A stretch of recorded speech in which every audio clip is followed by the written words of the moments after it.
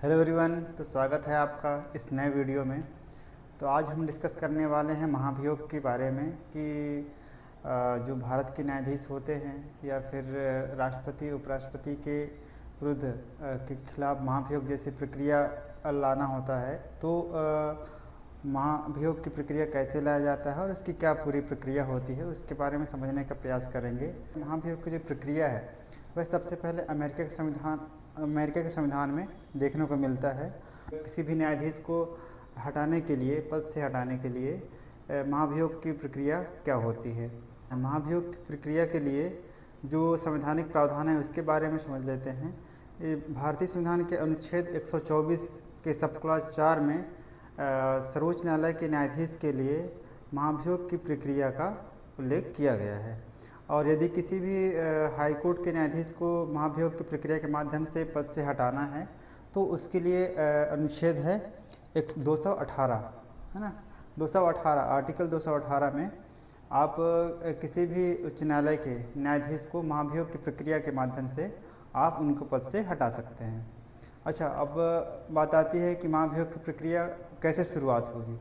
तो महाभियोग की प्रक्रिया जो है, ये मान लो किसी भी सर्वोच्च न्यायालय या उच्च न्यायालय के न्यायाधीश को हटाना है तो महाभियोग की प्रक्रिया किसी भी संसद के, यानी संसद के किसी भी सदन में लाया जा सकता है। उसका जो प्रस्ताव है किसी भी संसद किसी भी सदन में लाया जा सकता है, लाइक लोकसभा या राज्यसभा में। लेकिन जब महाभियोग का प्रस्ताव लोकसभा में लाया जाएगा तो उसमें लोकसभा के कम से कम 100 सदस्यों का हस्ताक्षर होना आवश्यक है, और फिर राज्यसभा में जब प्रस्ताव लाया जाएगा तो वो कम से कम 50 सदस्यों का हस्ताक्षर होना आवश्यक है। और वो प्रस्ताव लोकसभा में लाया जाएगा तो लोकसभा में या फिर राज्यसभा जिस भी सदन में लाया जाएगा वहाँ प्रस्तुत किया जाएगा।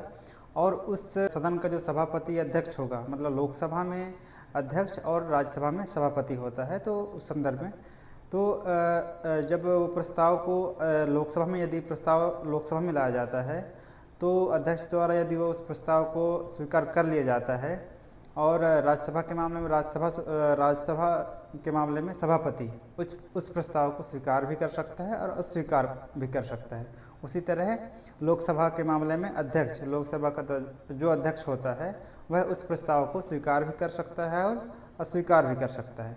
यदि उस प्रस्ताव को अस्वीकार करते हैं दोनों ही सदन में, मतलब किसी भी सदन में, तो जहाँ भी उस प्रस्ताव को लाया जाता है उस सदन का जो सभापति या अध्यक्ष होगा वह प्रस्ताव को अस्वीकार कर देता है तो प्रस्ताव वहीं पे ख़त्म हो जाता है। लेकिन यदि उस प्रस्ताव को स्वीकार कर लिया जाता है तब ऐसी स्थिति में क्या होता है कि लोकसभा में अध्यक्ष और राज्यसभा में सभापति, है ना, क्या करते हैं, एक समिति के गठन करते हैं। न्यायाधीश के खिलाफ जो आरोप हैं, न्यायाधीश के ऊपर जो आरोप लगाए गए हैं, जिस आधार पर महाभियोग का जो प्रस्ताव लाया गया है उसके आधारों का जांच करने के लिए एक कमेटी गठित की जाती है ना।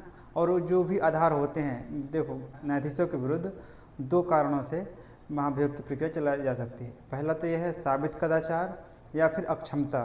साबित कदाचार का मतलब ऐसा है कि ऐसा कार्य जो सामान्य व्यक्ति से इतर कोई कार्य करता है तो वह साबित कदाचार के श्रेणी में आता है। इसका जो है प्रस्ताव में स्पष्ट उल्लेख होता है कि किस आधार पर ये महाभियोग का प्रस्ताव लाया गया है। उस कमेटी में कौन कौन मेंबर होते हैं, उसमें 3 मेंबर होते हैं। 3 मेंबर कौन कौन होंगे, पहला हो जाएगा सुप्रीम कोर्ट का जो मुख्य न्यायाधीश है ना, CJI ऑफ इंडिया, मतलब भारत का जो मुख्य न्यायाधीश है वो, या फिर सर्वोच्च न्यायालय का कोई न्यायाधीश होगा। दूसरा मेंबर होगा किसी भी उच्च न्यायालय का न्यायाधीश, मुख्य न्यायाधीश, कोई भी उच्च न्यायालय का मुख्य न्यायाधीश हो सकता है। और तीसरा होगा अध्यक्ष या सभापति के नज़रिए से नज़र में कोई भी न्यायविद जो न्याय का जानकार होगा वह होगा। यदि जो महाभियोग की प्रक्रिया है या महाभियोग का जो प्रस्ताव है वह सर्वोच्च न्यायालय के जो मुख्य न्यायाधीश हैं, यानी भारत के मुख्य न्यायाधीश के विरुद्ध ही लाया जाता है, तो ऐसी स्थिति में जो सर्वोच्च न्यायालय का कोई और न्यायाधीश होगा वह न्यायाधीश उस कमेटी का सदस्य बनेगा, जांच कमेटी का सदस्य बनेगा।